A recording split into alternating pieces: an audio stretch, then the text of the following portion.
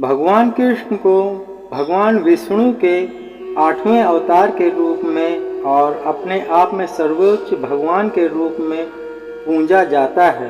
वह करुणा, कोमलता, प्रेम के देवता हैं और भारतीय देवताओं में सबसे लोकप्रिय और व्यापक रूप से पूजनीय हैं।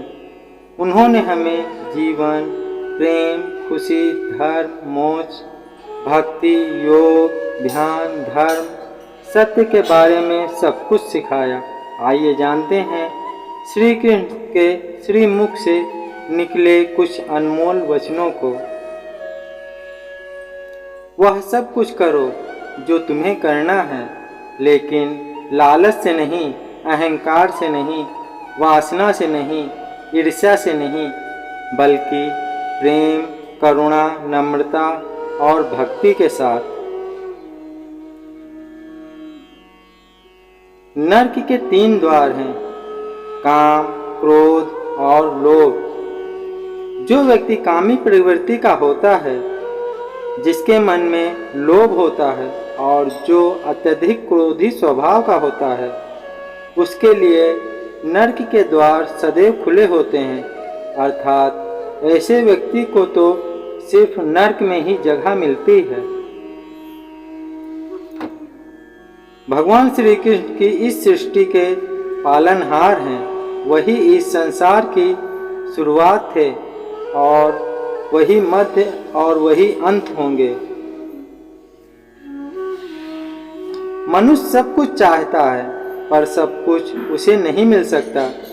आपको जो नहीं मिला उसके लिए पश्चाताप मत करो, और जो आपसे खो गया, जो आपसे अलग हो गया, उसके लिए निराश भी मत हो। हर व्यक्ति श्री कृष्ण से जुड़ा है और श्री कृष्ण हर व्यक्ति से जुड़े हैं। वही हमारी आदि, मध्य और अंत हैं। समय एक सा नहीं रहता। आज दुख है तो कल सुख भी आएंगे, और सुख के बाद दुख भी आना स्वाभाविक है। आपको पूरे धैर्य और श्री कृष्ण पर विश्वास के साथ अपना जीवन निर्वाह करना चाहिए। लोग अक्सर सच कहने से बचते हैं या डरते हैं, पर सत्य कभी छुप नहीं सकता और ना ही कभी मिट सकता है। कितना भी छुपा लें, पर सच तो उजागर हो ही जाएगा। इसलिए जो बात सच पर आधारित हो, उसे करने या कहने और मानने से कभी नहीं डरना चाहिए। लोग अपनी शरीर को सुंदर बनाने में लगे रहते हैं, पर आत्मा की सुंदरता शरीर की सुंदरता से कहीं ज़्यादा महत्वपूर्ण है। शरीर तो नाश्वर है, मिट्टी ही तो है, तो मिट्टी में ही मिल जाता है, पर आत्मा अमर है। इसलिए आत्मा की सुंदरता पर ध्यान दो। आत्मा की सुंदरता अपने को श्री कृष्ण में लीन करने में मिलती है। जो अच्छा होता है, अच्छे के लिए होता है। कभी कभी विपरीत परिस्थितियां हमारी परिवर्तन स्थिति को अच्छा करने के लिए आती हैं। मन चंचल होता है या उधर उधर भागता है और किसी भी कार्य की एकाग्रता का दुश्मन है। लेकिन यदि यह व्यक्ति के वश में हो जाए तो इससे अच्छा कोई मित्र नहीं है। मन को एकाग्र करना जरूरी है, बस थोड़े से प्रयास और अभ्यास की जरूरत है। श्री कृष्ण उन्हीं के हैं जो श्री कृष्ण के हैं। भगवान तो बस प्रेम, भक्ति के भूखे हैं। जो भी उनकी भक्ति में लीन हो जाता है, जो भी प्रेम से उन्हें याद करता है, वो सदैव उसका कल्याण करते हैं।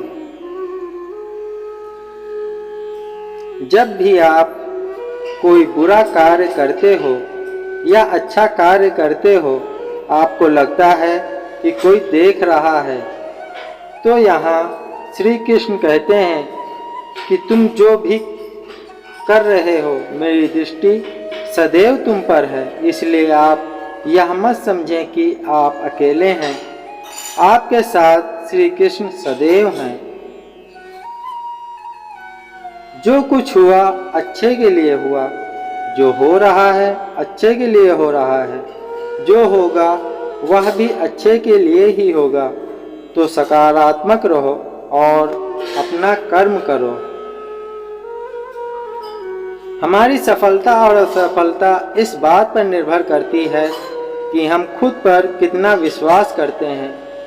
व्यक्ति जो चाहे बन सकता है, यदि पूरे विश्वास के साथ अपने लक्ष्य पर लगातार चलता रहे। कहते हैं मन के हारे हार है, मन के जीते जीत। जिस प्रकार सकारात्मक विचारों से सफलता मिलती है, उसी प्रकार नकारात्मक विचार असफलता के मार्ग की ओर अग्रसर करते हैं, क्योंकि जैसा हम सोचते हैं वैसा ही हम बन जाते हैं और अपने विचारों के माध्यम से ही हमें नकारात्मक और सकारात्मक परिणाम मिलते हैं। मनुष्य ही एक ऐसा प्राणी है जो कर्म करता है, इसलिए कर्म करना प्रत्येक व्यक्ति का धर्म भी है। कर्म करने वाला व्यक्ति कर्मवीर कहलाता है, इसलिए कार्य करते रहना खाली बैठे रहने से हमेशा बेहतर होता है।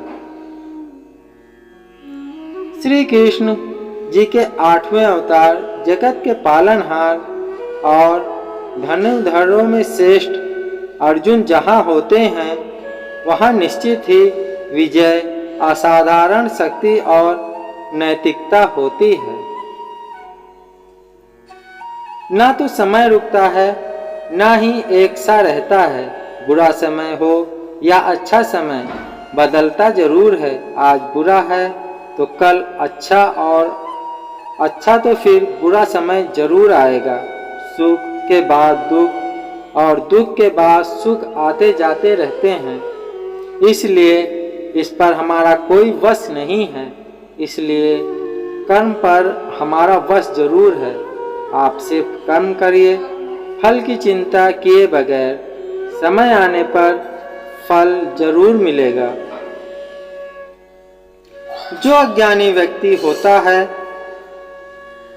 वो यह गलतफहमी पाल लेता है कि मैं करता हूँ, सभी कार्य मेरे द्वारा किए जा रहे हैं। ऐसा जान उसमें अहंकार घर कर लेता है। परंतु इस सृष्टि में जो भी हो रहा है वो तो प्रकृति द्वारा किए जा रहे हैं। अज्ञानता के कारण व्यक्ति में जो अहंकार जन्म ले लेता है तो उसका पतन होना निश्चित है।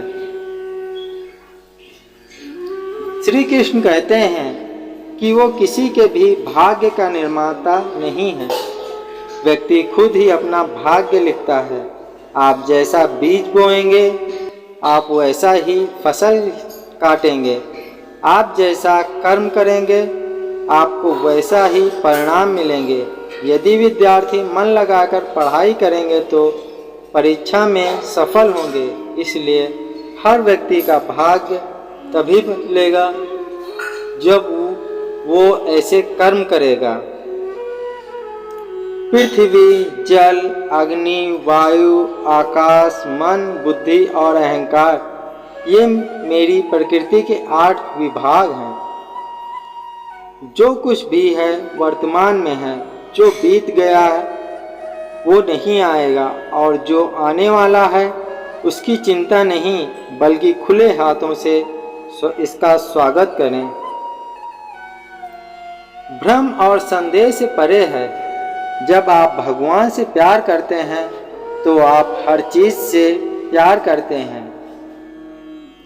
मन उन लोगों के लिए दुश्मन की तरह काम करता है जो इसे नियंत्रित नहीं करते, और जिसने अपने मन को जीत लिया उसके लिए मन सबसे अच्छा मित्र है।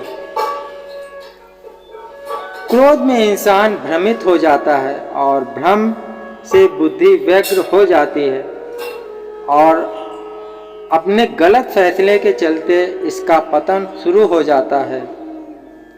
जो कर्म में अकर्म देखता है और अकर्म में कर्म देखता है वह मनुष्यों में बुद्धिमान होता है। आप केवल कर्म के हकदार हैं, उसके फल के कभी नहीं। मनुष्य अपने विश्वास से निर्मित होता है, जैसा वह मानता है वैसा ही है। आत्मा विनाश से परे है, कोई भी उस आत्मा का अंत नहीं कर सकता जो अनंत है। खुशी मन की एक अवस्था है जिसका बाहरी दुनिया से कोई लेना देना नहीं है। यांत्रिक अभ्यास से बेहतर है ज्ञान, से बेहतर है ध्यान। कोई भी व्यक्ति जो अच्छा काम करता है उसका कभी भी बुरा अंत नहीं होगा, चाहे यहाँ आने वाले संसार में। अपने भीतर पीछे मुड़कर मैं बार बार रचना करता हूँ।